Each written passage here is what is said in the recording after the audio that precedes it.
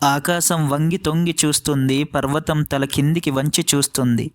భూమి చిత్రంగా చూస్తుంది, ప్రకృతి విచిత్రంగా చూస్తుంది. అర్ధరాత్రి ఆడపిల్ల, ఆడపిల్ల కాదు దేవకన్య, దేవకన్య కాదు ఆడపిల్లే. ఎవరి సుందరి? అర్ధరాత్రి నడుస్తున్న అందాల నారి. గల్లు గల్లుమని తన గజ్జెల చప్పుడు, జల్లు జల్లుమని కొట్టుకునే ప్రకృతి గుండె చప్పుడు. చూస్తుంటే ఆమె కన్నులు వీధుల్లో దారుల్లో పంచిపెట్టేటట్టు ఉన్నాయి కాంతులు. నిండు చందమామలా ఉంది ఆ అమ్మాయి.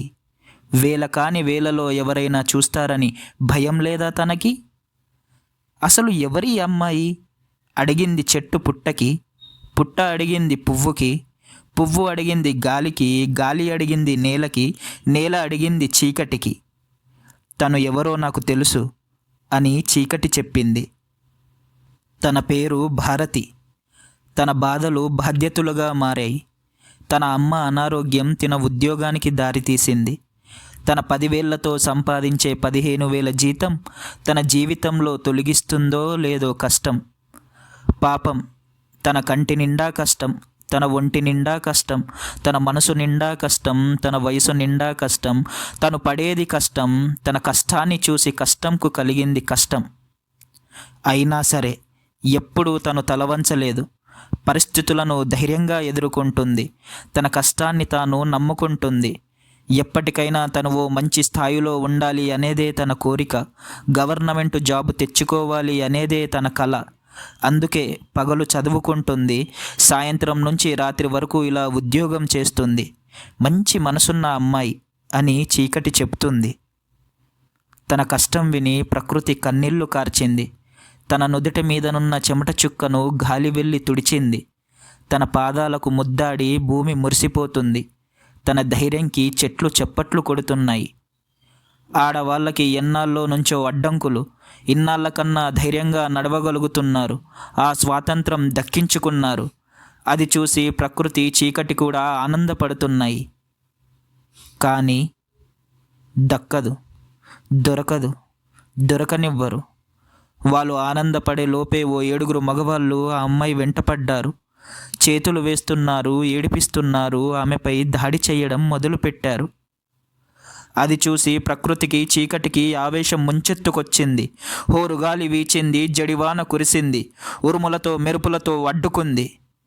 కానీ లాభమేముంది? ఆమె చనిపోయింది. చీకటి తనను ఒడిలో పడుకోబెట్టి గుండె బద్దలయ్యేలా బాధపడుతుంది, గొంతు పోయేలా ఏడుస్తుంది. అయ్యో అయ్యో, నా వల్లే తను చనిపోయిందే. నా సోదరుడు వెలిగే ఉంటే ఇలా జరిగేదా? నేను ఇంకా ఎన్ని ఘోరాలు చూడాలి? ఇంకా ఇలా ఎన్ని ప్రాణాలు బలవ్వాలి? నన్ను అడ్డుగా పెట్టుకొని ఈ మగవాళ్ళు ఆడవాళ్ళ మీద దాడులు చేస్తున్నారు. నేనే గనక ఈ లోకం నుంచి వెళ్ళిపోతే ఇవన్నీ ఆగిపోతాయి. ప్రతి ఆడపిల్లకి అడ్డంకులు తొలగిపోతాయి. రేపటి నుంచి ఈ ప్రపంచంలో చీకటి అనేదే ఉండదు. చీకటే లేనప్పుడు ఈ సమస్యలే ఉండవు అని చీకటి భయంకరంగా రోదిస్తుంది, తల బాదుకుంటుంది. ప్రకృతి చీకటిని ఆపడానికి ప్రయత్నిస్తుంది. ఇదే అన్నిటికీ పరిష్కారమని చీకటి అంటుంది. ఆడపిల్లల్లారా, ఇక మీరు నిర్భయంగా ఉండండి. మీ అందరి దిశ మారింది. మిగతా భారతీయులు స్వేచ్ఛగా బ్రతకండి అంటూ చీకటి ప్రపంచాన్ని వదిలి శాశ్వతంగా వెళ్ళిపోవాలనుకుంది, కనుమరుగైపోవాలనుకుంది. కానీ సృష్టి లోపమో ధర్మమో మళ్ళీ చీకటి పడింది. ఇంతకీ ఆ 7 మగవాళ్ళు ఎవరో కాదు. ఒక తండ్రి, ఒక భర్త, ఒక సోదరుడు, ఒక కొడుకు, ఒక బంధువు, ఒక స్నేహితుడు. ఆ 7వ వాడు నువ్వో లేక నేనో.